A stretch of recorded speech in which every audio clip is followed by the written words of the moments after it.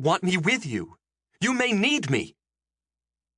Parno McLeod, youngest son of Therron McLeod, king of Soulan, and newly appointed Lord Marshal of the army, rubbed the space between his eyes as he tried to reason with Dr. Stephanie Corson Freeman. I have explained this before, he said patiently. It isn't that I don't want you with me. In fact, your absence may very well be the death of some of my own men.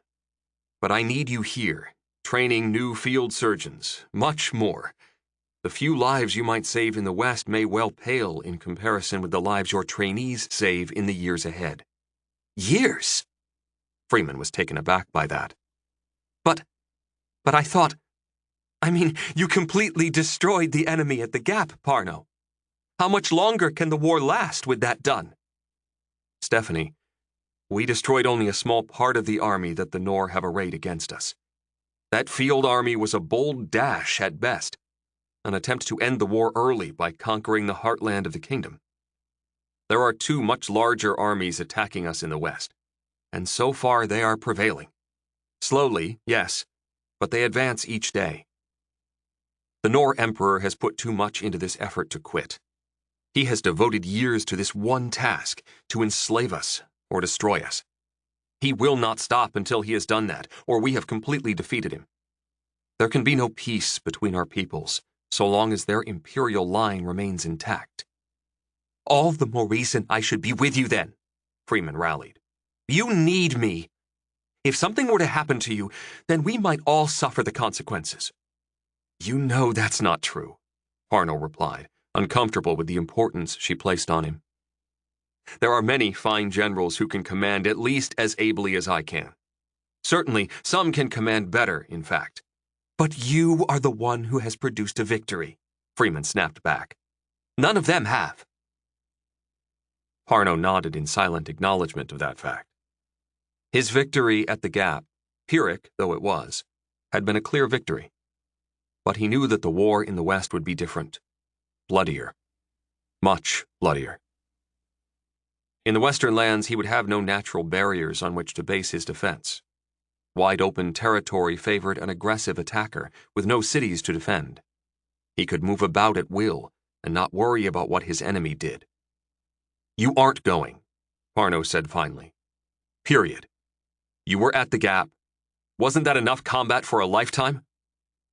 It was for me, he didn't add. Freeman sighed heavily, almost in defeat. She knew Parno was right. That didn't mean she had to like it.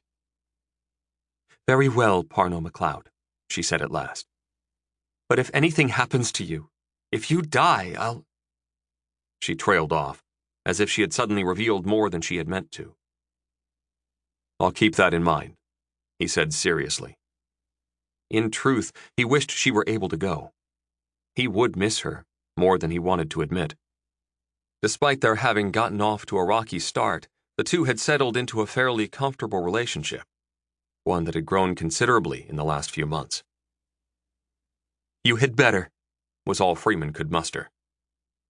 I appreciate the work you're doing, Parno offered an olive branch.